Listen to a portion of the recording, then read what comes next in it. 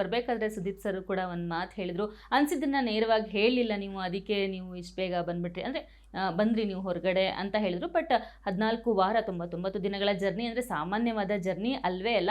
So ಇಂಥ ಒಂದು ಜರ್ನಿಯಲ್ಲಿ ನಿಮಗೆ ಅಲ್ಲಿ ಧನು ಅವರು ತುಂಬ ಕ್ಲೋಸ್ ಇದ್ದರು, ಕಾವ್ಯ ಅವರು ತುಂಬ ಕ್ಲೋಸ್ ಇದ್ದರು. ಇದೆಲ್ಲವನ್ನ ಬಿಟ್ಟು ಅಂದರೆ ಅವ್ರ ಹತ್ರ ಇರುವಂತಹ ಬಾಂಡಿಂಗನ್ನು ಬಿಟ್ಟು ನೇರವಾಗಿ ಹೇಳೋದಾದರೆ ಬಿಗ್ ಬಾಸನ್ನು ಯಾರು ಗೆಲ್ತಾರೆ ನಿಮ್ಗೆ ಅನ್ಸಿದ ಪ್ರಕಾರ?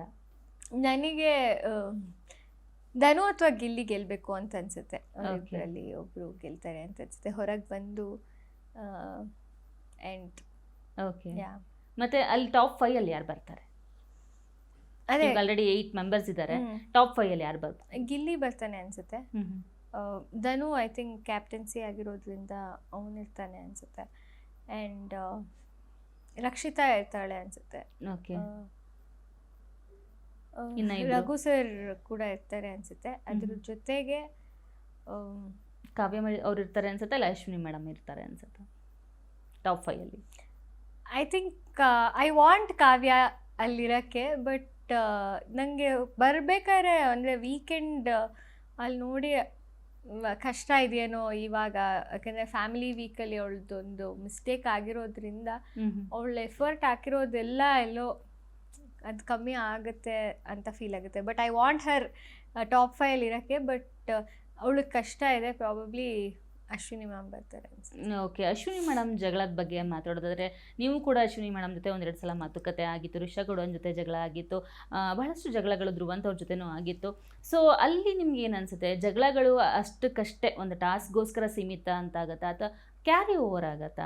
ಬಿಗ್ ಬಾಸ್ ಮನೇಲಿ ನಡೆದಂತಹ ಜಗಳಗಳು ನೀವು ಹೊರಗಡೆ ಬಂದ್ಮೇಲೆ ಕ್ಯಾರಿ ಓವರ್ ಆಗ್ಬೋದು ಅಂತ? ಹೊರಗಡೆ ಬಂದ್ಮೇಲೆ ಕ್ಯಾರಿ ಓವರ್ ಆಗುತ್ತೆ ಅದು ನಂಗೆ ಗೊತ್ತಿಲ್ಲ ಇನ್ನು. ಬಿಕಾಸ್ ಇವಾಗ ರಕ್ಷಿತನ್ ಮೇಲೂ ನನಗೇನೋ ಹೇಟ್ರೆಡ್ ಥರ ಇಲ್ಲ. ನಾನು ಜಗಳ ಅಷ್ಟು ಅವಳು ಕಾನ್ಸ್ಟೆಂಟಾಗಿ ನನ್ನ ನಾಮಿನೇಟ್ ಮಾಡ್ತಿದ್ಲು, ನಾನು ಅವಳನ್ನ ನಾಮಿನೇಟ್ ಮಾಡ್ತಿದ್ದೆ, ಅದು ಇತ್ತು ನಮ್ಮ ಮಧ್ಯ ಫ್ರಿಕ್ಷನ್. ಬಟ್ ಇವಾಗ ಐ ಥಿಂಕ್ ಅದು ಗೇಮ್ ಅಲ್ವಾ ಅಂತ ಇದಕ್ಕೆ ಹೋಗ್ಬಿಟ್ಟಿದ್ದೀನಿ. ಬಿಕಾಸ್ ಆ ಪರ್ಸ್ನಲ್ ಲೆವೆಲ್ಗೆ ನಾವು ಜಾಸ್ತಿ ಹೋಗಲಿಲ್ಲ ಜಗಳ ಆಡೋ ಟೈಮಲ್ಲಿ.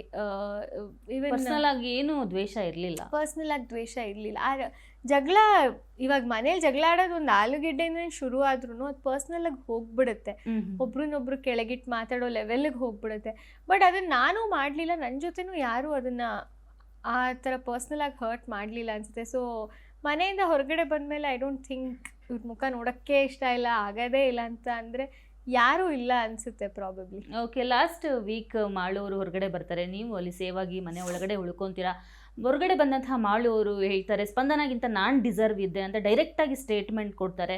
ಯಾಕೆಂದರೆ ಅಷ್ಟು ದಿನಗಳ ಕಾಲ ಜೊತೆಯಲ್ಲಿದ್ದವರು, ನೀವೇನು ಕೆಲಸ ಮಾಡ್ತಿದ್ರಿ, ನೀವು ಯಾವ ಥರ ಬಿಗ್ ಬಾಸನ್ನು ಆಟ ಆಡ್ತಿದ್ರಿ, ಅವ್ರು ಯಾವ ಥರ ಆಟ ಆಡ್ತಿದ್ರು, ಎರಡೂ ನಿಮ್ಗಳಿಗೆ ಗೊತ್ತಿರುತ್ತೆ. ನಿಮ್ಗೇನು ಅನಿಸುತ್ತೆ ಈ ಒಂದು ಸ್ಟ್ರೈಟ್ ಸ್ಟೇಟ್ಮೆಂಟ್ ಬಗ್ಗೆ? ಅಂದರೆ ಐ ಥಿಂಕ್ ಮಾಳು ಅಣ್ಣ ನಂಗೆ ಹೇಳಿದ್ದಾರೆ ಅಂತಾನೆ ಸರ್ಪ್ರೈಸಿಂಗ್. ನನಗೆ ಇನ್ನೂ ನನ್ನ ವಿಡಿಯೋ ನೋಡಿಲ್ಲ. ಅದು ಸ್ಪಂದನಾಗಿಂತ ನಾನು ಡಿಸರ್ವ್ ಇದ್ದೆ, ನಾನು ಇರಬೇಕಿತ್ತು, ನಾನು ಬಿಗ್ ಬಾಸ್ ಕಪ್ ನಾನು ಇದ್ದಿದ್ರೆ ನಾನು ಗೆದ್ದು ಬರ್ತಿದ್ದೆ ಅಂತ ಡೈರೆಕ್ಟಾಗಿ ಹೇಳಿದ್ರು ಅವರು. ನಾನು ಅವ್ರಿಗೆ ಜಂಟಿ ಆಗಿರ್ತೀನಿ ಅವ್ರ ಜೊತೆ. ನಾನು ಇವಾಗ ನೀವು ಏನು ಹೇಳ್ತಿದ್ದೀರಲ್ಲ, ಈ ಕಾನ್ಫಿಡೆನ್ಸೇ ಇಟ್ಕೊಳ್ಳಿ ಅಂತ ಫಸ್ಟ್ ಡೇಯಿಂದ ನಾನು ಅವ್ರಿಗೆ ಹೇಳಿ. ಪ್ರಾಬಬ್ಲಿ ಮನೆ ಒಳಗಡೆ ಅವರು ಸ್ಟಾರ್ಟಿಂಗ್ ನನ್ನ ಭಾಷೆ ಅಂತ ಸ್ವಲ್ಪ ಇದು ಮಾಡಿಕೊಂಡ್ರು.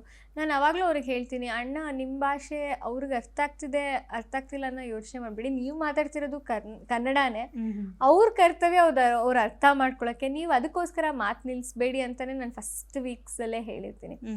ಸೊ ಇವಾಗ ಅವ್ರು ಏನು ಹೇಳ್ತಿದ್ದಾರೆ, I think he's too good. ಆ ಥರ ಅವರು ಓವರ್ವೆಲ್ಮ್ಡ್ ಆಗಿ ಹೇಳಿದ್ದಾರೆ ಅಂತ ಅನಿಸುತ್ತೆ ನನಗೆ. ಆ ಹೊರಗಡೆ ಬಂದಿದ್ದಿದ್ರಲ್ಲೂ ಆ ಇಮೋಷನ್ಸಲ್ಲಿ ಹೇಳಿದ್ದಾರೆ ಅನಿಸುತ್ತೆ.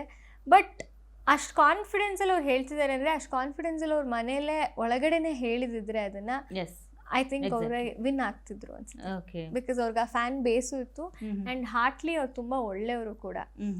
ಇಷ್ಟು ಕಾನ್ಫಿಡೆನ್ಸ್ ಮನೆ ಒಳಗಡೆ ಇದ್ದರೆ ಐ ಆಮ್ ಶ್ಯೂರ್ ವಿನ್ ಆಗ್ತಿದ್ರು. ಓಕೆ, ಬಿಗ್ ಬಾಸ್ ಮನೆಯಲ್ಲಿ ತುಂಬ ಚರ್ಚೆಗೆ ಬರುವಂತಹ ವಿಷಯ ಅಂದರೆ ಗಿಲ್ಲಿ ಮತ್ತು ಅಶ್ವಿನಿ ಅವರ ಜಗಳ. ಸ್ಟಾರ್ಟಿಂಗಿಂದ ಶುರುವಾಗಿದ್ದು ಗೆಜ್ಜೆ ಸೌಂಡಿಂದ ರಕ್ಷಿತನ, ರಾರ, ನಾಗವಲ್ಲಿ ಆ ಥರ ಎಲ್ಲ ಒಂದು ಪರ್ಸ್ನಲ್ ಆಗಿ ಕಾಮೆಂಟ್ ಮಾಡಿದ್ದಕ್ಕೆ ಆ ಒಂದು ಜಗಳಗಳು ಶುರು ಆಯಿತು. ಆದರೆ ಗಿಲ್ಲಿ ಅದನ್ನೇ ಇವತ್ತಿಗೂ ಸಹ ಇಟ್ಕೊಂಡು ಮಾತಾಡ್ತಾರೆ, ನನ್ನಿಂದನೇ ನಿಮಗೆ ಫುಟೇಜ್ ಸಿಕ್ಕಿದ್ದು, ನನ್ನಿಂದನೇ ನಿಮಗೆ ಮೈಲೇಜ್ ಸಿಕ್ಕಿದ್ದು, ರಾಣಿಯಾಗಿದ್ದು ಕೂಡ ನನ್ನಿಂದನೇ, ಒಂದು ಕ್ಯಾಪ್ಟನ್ಸಿ ಟಾಸ್ಕ್ ಗೆಲ್ಲಕ್ಕಾಗಿಲ್ಲ, ಈ ಥರ ಎಲ್ಲ ಹೇಳುವಾಗ ನಿಮಗೆ ಏನು ಅನಿಸುತ್ತೆ? ಗಿಲ್ಲಿ ಅವ್ರಿಗೆ ನಿಜವಾಗ್ಲೂ ಗಿಲ್ಲಿಯಿಂದ ಮೈಲೇಜ್ ಅಶ್ವಿನಿ ಮೇಡಮ್ಗೆ ಸಿಗ್ತಿದೆಯಾ, ಅಶ್ವಿನಿ ಅವರಿಂದ ಮೈಲೇಜ್ ಗಿಲ್ಲಿಗೆ ಸಿಗ್ತಿದೆಯಾ, ಅಥವಾ ಇಬ್ಬರು ಈಕ್ವಲ್ ಅನ್ನಿಸ್ತಿದೆಯಾ ನಿಮ್ಮ ಒಂದು? ಅಲ್ಲಿ ಬಿಕಾಸ್ ಈ ಲಾಸ್ಟ್ ವೀಕು ಅಶ್ವಿನಿ ಮ್ಯಾಮ್ ಹೇಳ್ತಾರೆ ನನ್ನಿಂದ ನಿಂಗೆ ಮೈಲೇಜ್ ಸಿಗ್ತಿದೆ ಅನ್ನೋದು ಒಂದು ಸ್ಟೇಟ್ಮೆಂಟ್ಸ್ ಹೇಳ್ತಾರೆ ಗಾರ್ಡನಲ್ಲಿ. ಬಟ್ ಫಸ್ಟ್ ಡೇ ಏನು ಗೆಜ್ಜೆ ಸ್ಟಾರ್ಟಿಂಗ್ ಏನು ಇನ್ಸಿಡೆಂಟ್ ಆಯಿತು ಅದು ಅವರೇ ಕ್ರಿಯೇಟ್ ಮಾಡ್ಕೊಂಡಿದ್ದು. ಸೊ ಅದರಿಂದ ಗಿಲ್ಲಿಯಿಂದ ಅವ್ರಿಗೆ ಏನೋ ಅವ್ರಿಗೆ ಅಶ್ವಿನಿ ಅವರಿಂದ ಇವ್ರನ್ನೇನೋ ಫುಟೇಜ್ ತೊಗೋಬೇಕು ಅವ್ನು ಸ್ಟ್ಯಾಂಡ್ ತೊಗೊಂಡ ಅವತ್ತು, ಅದಕ್ಕೆ ಅವ್ನಿಗೆ ಚಪ್ಪಾಳೆನೂ ಸಿಗುತ್ತೆ. ಸೊ ಥ್ರೂ ಔಟ್ ಅದನ್ನು ಇವಾಗ ಅದು ತುಂಬ ಸೆನ್ಸಿಟಿವ್ ಮ್ಯಾಟ್ರ್ ಆಗೋಗ್ಬಿಡುತ್ತೆ. ಒಬ್ಬರು ವ್ಯಕ್ತಿ ಮೇಲೆ ಅಷ್ಟು ಸೆನ್ಸಿಟಿವ್ ಬೇರೆ ಜಗಳಗಳು ಆಡೋದು ಒಂಥರ, ಆಮೇಲೆ ಸರಿ ಹೋಗುತ್ತೆ ಒಂಥರ. ಒಂದು ಸೆನ್ಸಿಟಿವ್ ಆಗಿ ಏನೋ ಒಂದು ಒಪಿನಿಯನ್ ಕ್ರಿಯೇಟ್ ಆದಾಗ ಅದಷ್ಟು ಈಸಿಯಾಗಿ ಹೋಗಲ್ಲ ಅಂತ ಅನಿಸುತ್ತೆ ನನಗೆ. ಬಟ್ ಫಸ್ಟ್ ವೀಕಿಂದ ಹಿಡಿದು ಕೊನೆ ವಾರದ ಹತ್ರ ಬರುವಾಗ ಈ ರೀತಿ ಆಗ್ತಿರೋದು ಎಷ್ಟು ಸರಿ? ಇದು ಅದನ್ನೇ ಇಟ್ಕೊಂಡು ಇವತ್ತಿಗೂ ಗಿಲ್ಲಿ ಅವರು ಅದೇ ಹೇಳೋದು. ಯಾಕೆಂದ್ರೆ ಗಿಲ್ಲಿ ಅವರು ಬೇಕಂತಲೇ ಇವಾಗ ಟ್ರಿಗರ್ ಮಾಡಿ ಅಲ್ವಾ, ಅಶ್ವಿನಿ ಮೇಡಮ್ ಅವ್ರನ್ನ ಟ್ರಿಗರ್ ಮಾಡಿನೇ ಅವರು ಹೇಳ್ಬೋದು, ಟ್ರಿಗರ್ ಮಾಡಿನೇ ಜಗಳ ಕಾಯ್ತಾ ಇರ್ಬೋದಲ್ಲ, ಅವ್ರಿಗೆ ಅದೊಂದು ಸ್ಟ್ರಾಟಜಿ ಇರ್ಬೋದಲ್ಲ ಗಿಲ್ಲಿ. ಅಂದರೆ ಗಿಲ್ಲಿ ಸ್ಟ್ರಾಟಜಿ ಅನ್ನೋದಕ್ಕಿಂತ ನಾನು ಯಾಕೆ ಇದನ್ನು ಅಶ್ವಿನಿ ಮ್ಯಾಮ್ ಪರ್ಸ್ಪೆಕ್ಟಿವಲ್ಲೂ ಹೇಳ್ತೀನಿ ಅಂದರೆ, ಇವಾಗ ನಾವು ಕೂತ್ಕೊಂಡು ಮಾತಾಡ್ಬೇಕಾದ್ರೂ ನಿಜವಾಗ್ಲೂ ಚೇಂಜ್ ಆಗಿದ್ದಾರ ಅಂದಾಗ ಅವನಿಗೆ ಇಲ್ಲ ಅನ್ಸುತ್ತೆ ಅಂತಾನೆ ಹೇಳಿರ್ತಾನೆ ಅವನು. ಚೇಂಜ್ ಅವರು ಒಪ್ಪಿರಲ್ಲ, ಕಾವ್ಯ ಅವರು ಕೂಡ ಅಶ್ವಿನಿ ಅವರು ಬದಲಾಗಿದ್ದಾರೆ ಅಂತ ಒಪ್ಪಿರೋದಿಲ್ಲ. ಬಟ್ ನಾನು ಅಲ್ಲೂ ಚೇಂಜ್ ಆಗಿರ್ಬೋದು ಕಣೆ ಅಂತಾನೆ ಅನ್ಕೊಂಡಿರ್ತೀನಿ.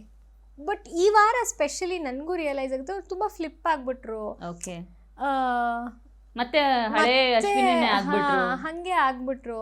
ಬಿಕಾಸ್ ಅದು ಅವ್ರ ಸ್ಟ್ರಾಟಜಿನೇ ಆಗಿತ್ತು. ಸೊ ಇವ್ರು ಹೇಳಿದ್ದೆ ನಿಜ ಆಗೋಯ್ತಲ್ಲ, ಇವ್ನು ಟ್ರಿಗರ್ ಮಾಡೋದೇ ಬೇಡ, ಅವ್ರು ಹಂಗೆ ಇದ್ರು, ಅದು ಜಸ್ಟ್ ಹೊರಗೆ ಬರ್ತಿತ್ತು. ಕೆಲವು ಕಡೆ ಸಬ್ಮಿಸಿವ್ ಆದ್ರು ಅಷ್ಟೇ ಅಂತ ಫೀಲ್ ಆಯ್ತು. ಗ್ಯಾರಂಟಿ ನ್ಯೂಸ್, ಸುದ್ದಿ ಖಚಿತ, ನ್ಯಾಯ ನಿಶ್ಚಿತ.